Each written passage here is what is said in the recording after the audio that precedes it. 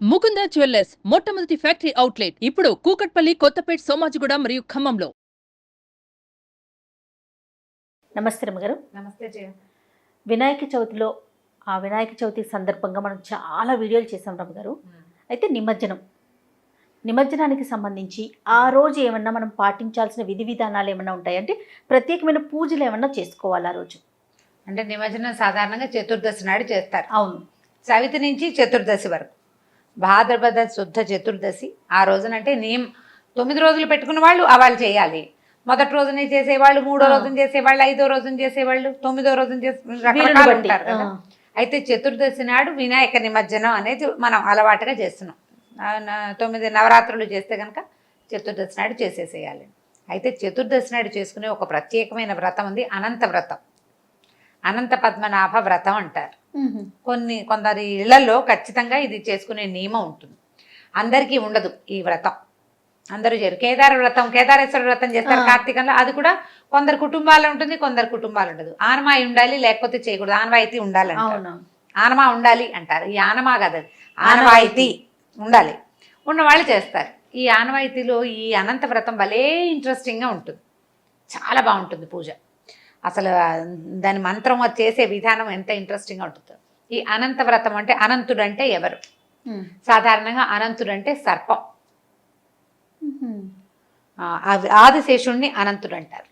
ఇక్కడ ఈ వ్రత కథలో ఏం చెప్తారంటే, ఈ సర్పం మీద శయనించి గర్భంలో ఉన్నటువంటి ఆ నాభికమలంలో బ్రహ్మతోటి, పాదాల దగ్గర లక్ష్మీదేవితోటి, క్షీరసాగరంలో పాలకడల్లో ఈ సర్పం మీద శయనించినటువంటి సాక్షాత్ భగవంతుడైన విష్ణువే అనంతుడని చెప్తారు. అనంత పద్మనాభ వ్రతం.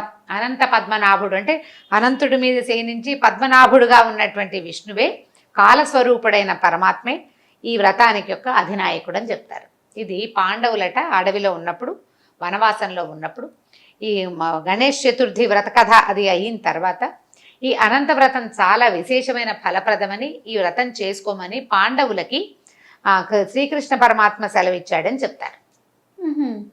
శ్రీకృష్ణ పరమాత్మే స్వయంగా భగవత్స్వరూపుడైన శ్రీకృష్ణుడే ఈ అనంత వ్రతముని వీళ్ళకి ఉపదేశించాడని కథా ప్రారంభాల్లో చెప్పబడుతుంది.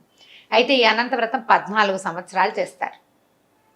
ఈ 14 సంవత్సరాలు చేయాలి. 14 వాటికి తోరాలు కూడా ప్రత్యేకంగా ఉంటాయి. ఏటా ఈ తోరం వచ్చే సంవత్సరం దాకా ఉంచుకోవాలి. 14 ముళ్ళున్న తోరాలు ఉంటాయి ప్రత్యేకంగా. ఆడవాళ్ళకి వేరు, మగవాళ్ళకి వేరు. తోరపు గుర్తులు కూడా వేరే ఉంటాయి, ప్రత్యేకంగా దొరుకుతాయి. పట్టుదారాలతో చేయబడిన తోరాలు కట్టుకుంటారనమాట. దాచిపెట్టుకోవాలి తోరం. అక్కడి నుంచి ఇంకా ఉన్నాయి చాలా ఏర్పాట్లు ఇందులో. ఏ స్వామిని పూజిస్తారంటే 7 పడగలతోటి, పిండితోటి కానీ దర్భలతోటి కానీ శేషశయనాన్ని తయారు చేస్తారు. ఇలా పడగలుగా ఉన్నటువంటి సర్పము ఇట్లా పడగ ఇలా పొడుగా చుట్టలు, ఇట్లా పడగ 7 పడగలు ఉండాలి. ఈ 7 పడగలు ఉన్న నాగేంద్రుడిని మళ్ళీ ఇలా ఉన్నవాడు కాకుండా ఇట్లా పక్కన ఇలా ఉండాలన్నమాట. పడక ఇది పిండితోటి చేసుకుని వెళ్తారు. ఈ ప్రతిమ కొనుక్కుని పెట్టుకుంటారు. అయితే పూజ రోజున ఒక పూర్ణ కలశం నిండా నీరు పోసి దాని మీద మూత పెట్టి దాని మీద ఈ సర్పాన్ని పెడతారు. దర్భలతోటి చేస్తారు ప్రత్యేకంగా. ఇది ఒక ఆర్ట్ కూడా, ఆ చేయటం దర్భలతో తయారు చేయటం కూడా ఒక ప్రత్యేకమైన ఆర్ట్. ఆ స్వామిని పూజిస్తారు. మళ్ళీ ఈ పూజ చేయడానికి మామూలు కాకుండా యమునా పూజ అని ప్రత్యేకం. నిండుగా బిందె నిండా జలాన్ని తెచ్చి యమునా నదిని ఆవాహన చేస్తారు. యమునా జలాలతోటే అర్చన చేస్తారు. దీనికి ఏమన్నా ప్రత్యేకమైన విధానం? ఆయన ప్రీతి అంతే. ఆయన కృష్ణుడికి ఇష్టం యమునా నది ఆయనకు అత్యంత ప్రీతిపాత్రమైన నది. ఆ యమునా జలాలతోటే అర్చన చేస్తారనమాట.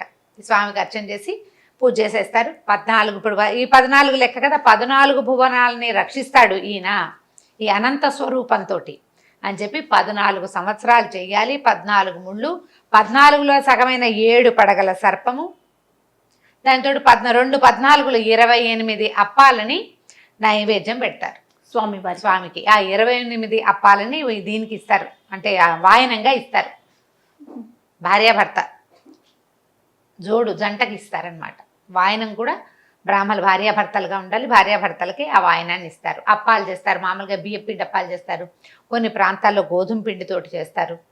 ఈ ప్రాంతాన్ని బట్టి అప్పాలు, అప్పుపాలు, అప్పచ్చులు మారిపోయిన అరిసెలు అలా కూడా అయినప్పటికీ అరిసెలు చేసి పెడతారు, అప్పాలు చేసి పెడతారు.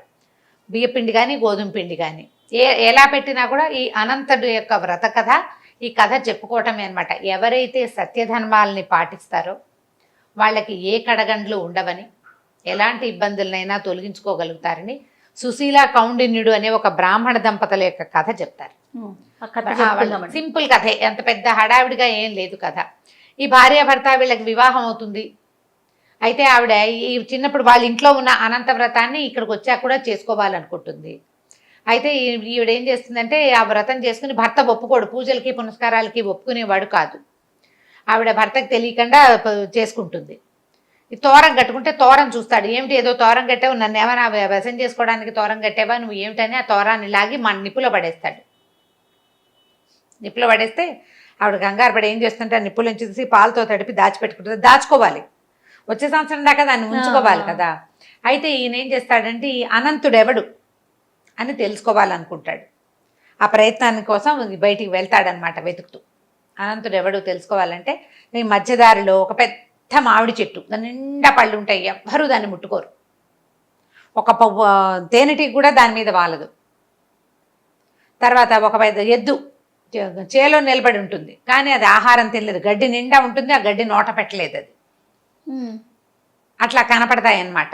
ఒక పెద్ద ఇది నీటి నిండా రెండు జంట చెరువులాగా కనిపిస్తాయి, నిండుగా పువ్వులు అన్నీ ఉంటాయి ఆ నీళ్లు. కానీ పానీయమైనవి కాదు, యోగ్యమైన నీరు కాదు, ఆ నీరు తాగడానికి పనికిరాదు. ఇట్లా ఉన్నవి కనిపిస్తే ఇతను అట్లా వెళ్ళగా వెళ్ళగా వెళ్ళగా వెళ్ళగా ఒక బ్రాహ్మణ స్వరూపంలో కనిపిస్తాడు. అనంత పద్మనాభ స్వామి బ్రాహ్మణ స్వరూపంలో కనిపిస్తాడు. ఈ అనంతుడు ఎవడంటే అనంతుడు కాలస్వరూపుడు, అంతము లేనివాడు, నిరంతరము ఉంటాడు. నువ్వు ఉంటావు, నేనుంటాను, మనం వెళ్ళిపోయిన తర్వాత కూడా ఆయన ఉంటాడు. భగవంతుడు మన తాతల నాడు అదే అనంతుడు, నాన్నల నాడు అదే, మన నాడు తర్వాత నాడు కూడా ఆయనే ఉంటాడు. భగవంతుడి దాంట్లో మార్పు లేదు కదా. ఆ మార్పు లేని భగవంతుని యొక్క సేవే ఇది అని తెలుసుకుంటాడు. దీనికి చిన్న కథ ఏం చెప్తారంటే ఆవు పులి కథ చెప్తారు. గోవుని ఆవు తినేస్తానంటుంది, పిల్లకి పాలిచ్చి దానికి బుద్ధి చెప్పుకొని పులి తినేస్తానంటుంది ఆవుని. ఇప్పుడు ఆవు ఏం చేస్తుంటే నా పిల్లకి పాలిచ్చి వస్తాను, ఒకసారి చెప్పొస్తాను, చెప్పకుండా చేస్తే నా పిల్ల భయపడుతుంది అని అడుగుతుంది. పులి ఒప్పుకుంటుంది, వెళ్తుంది. వెళ్తే పిల్లగాని చెప్పొస్తుంది, జాగ్రత్తగా ఉండు, బుద్ధిగా ఉండు అని చెప్పి. మళ్ళీ వెనక్కి వచ్చిన ఆవును చూసి పులి ఏముంటుంది, సత్యసంధతకి మెచ్చుకుని వదిలిపెట్టేస్తుంది. ఇట్లా ధర్మానికి నిలబడిన వాడిని చావు కూడా ఏం చేయలేదు. ఆ నిలబడాలన్న మొండి పట్టుదల వ్యక్తులకి ఉంటే వాడు ఎప్పుడూ బాగుపడతాడు. దాన్నే కాలానికి ఎదురీదటం అంటారు. నిన్ను ప్రవాహం లాక్కెళ్ళిపోతుంది అధర్మం వైపు. నిలబడు, నువ్వు ధైర్యంగా సత్యం వైపు నిలబడు, ధర్మం వైపు నిలబడు. చాలా ఇబ్బందులు వస్తాయి, ఈ రోజుల్లో కుదరదు. అయినా సరే నిలబడ్డ వాడిని ఎప్పుడూ గుర్తుపెట్టుకుంటుంది ప్రపంచం. వాడికి మళ్ళీ పుట్టాల్సిన అవసరం ఉండదు. ఈ వెళ్ళిన కౌండిన్య బ్రాహ్మణుడు ఈ వీళ్ళంతా ఏమేమిటి అంటే ఎవరికి దానం చేయని వాడు ఆ ఎద్దుగా మిగిలిపోయాడని, ఏ పుణ్యము చేయని వాడు ఇట్లా పెద్ద మామిడి చెట్టు అయి కూడా దాని పళ్ళు ఎవ్వరూ పోసుకొని పరిస్థితి వచ్చిందని, ఈ కలకల్లో నీళ్లు ఒక దేవాలయానికి ధర్మకర్తగా ఉండి అన్యాయం చేసిన వాడి పరిస్థితి ఇది అవుతుందని, ఇట్లా 3 సమాధానాలు తెలుసుకుని వాళ్ళ ముగ్గురికి చెప్పి వెనక్కి తిరిగి వస్తాడు. తిరిగి వచ్చి భార్యతో సహా అనంత వ్రతం చేసుకుంటాడు. 14 సంవత్సరాలు పాటించవలసిన కదా. ఇది అందరూ చేసుకునే వ్రతం కాదు, కొన్ని కుటుంబాల్లో చేసుకుంటారు. అయితే ఈ అనంత వ్రతం అయిపోతుంది, ఇలా అలవాటు ఉన్న వాళ్ళు చేసుకుంటారు. కథ బాగుంటుంది. ఎవరింట్లో అయినా అనంత వ్రతం ఉంటే చక్కగా వినండి, వినడానికి చాలా మంచి కథ. నేను బ్రీఫ్గా చెప్పాను, మంచి డీటెయిలింగ్ తోటి. పూజ చాలా బాగుంటుంది. అసలు యమునా పూజకి మంత్రాలు ఎంత ఎక్సలెంట్గా ఉంటాయో, చాలా బాగుంటుంది. నాకు ఇష్టం అన్నమాట. యమునా మంత్రం వినడమే చాలా బాగుంది అనిపిస్తుంది. యమునని ఆవాహన చేస్తారు ఆ బిందెలోకి, ఆ యమునతోటే పూజ చేస్తారనమాట. 14 రకాల పదార్థాలు నివేదన చేస్తారు. 14, 2, 14, 28 అప్పాలైనా అట్లా ఇస్తారనమాట. మన పద్ధతి ప్రకారం ఆయా ఇళ్లలో ఎలా ఉంటే అట్లా. దీని తర్వాత ఏముంది, భాద్రపద పౌర్ణమి, మహాలయ పౌర్ణమి వెళ్ళిన మరుసటి రోజు నుంచి పితృపక్షాలు ప్రారంభం అవుతాయి. 15 రోజులు పెద్దల రోజులు అంటారు. ఈ 15 రోజుల్లో ఎవరెవరి తాత తండ్రులు వాళ్ళు మరణించిన రోజులు తిథి ప్రకారం ఆ రోజున తిథి పెట్టుకోవటం. ఈ 15 సంవత్సరంలో పెట్టలేకపోయిన వాళ్ళు ఇప్పుడు ఈ తిథి ప్రకారం ఏడాదిలో చేయలేని వాళ్ళు చేసుకోవచ్చు. పెట్టినా కూడా మహాలయం పెట్టేవాళ్ళు పద్ధతి ఉంటుంది. ఇళ్లలో ఉంటుంది. మహాలయం పెట్టడం అంటారు. మహాలయం నాడు కూడా ఏ మహాలయ పక్షాల్లో ఏ రోజున మన తాత తండ్రుల తిథులు ఏర్పడతాయి ఆ తిథి ప్రకారం ఆయన నమస్కారం చేసేసుకోవడం, ఆ రోజున నువ్వులు పట్టుకుని వీళ్ళకి తర్పణాలు విడవటం. ఒకవేళ ఈ 15 రోజులు కుదరకపోయినా మహాలయ అమావాస్య వస్తుంది. ఆ మహాలయ అమావాస్య నాడైనా సరే పెత్తర అమావాస్య అంటారు. అవును.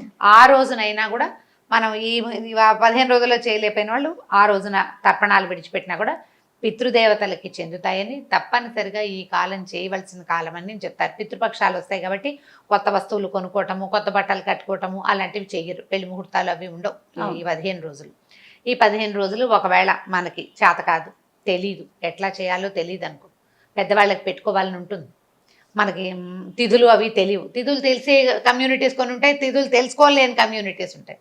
ఆ తెలుసుకోలేని కమ్యూనిటీ వాళ్ళు ఈ అమావాస్య నాడు పెద్దలకి పెట్టుకోవచ్చు.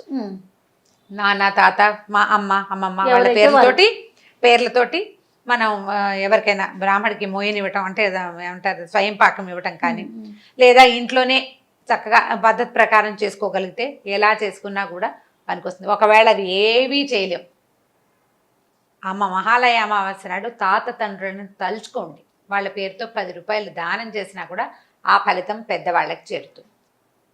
తర్వాత నుంచి మనకి ఆశ్వీజ మాసం మొదలు అమ్మవారి పూజా కాలాలు మొదలవుతాయి కదా, అప్పుడు విశేషం, అప్పుడు మాట్లాడదాం మళ్ళీ. ఇక నిమజ్జనం రోజు అలవాటు ఉన్నవారు మీరు అన్నట్లుగా ఈ వ్రతాన్ని నోచుకోవచ్చు. నిమజ్జనం చేసుకోవటం, అనంత వ్రతం చేసుకునే అలవాటు ఉన్నవాళ్ళు అనంత వ్రతం చేసుకోవటం. మనకి ఏ అలవాటు లేకపోతే చక్కగా దండం పెట్టి ఎవరింట్లోనా పక్కింట్లో కనుక వెనకింట్లో అవతల ఇంట్లో ఉంటే ఆ కథా కాలక్షేపం చేయండి, చాలా మంచిది. తప్పకుండా. నమస్తే. నమస్తే జయ.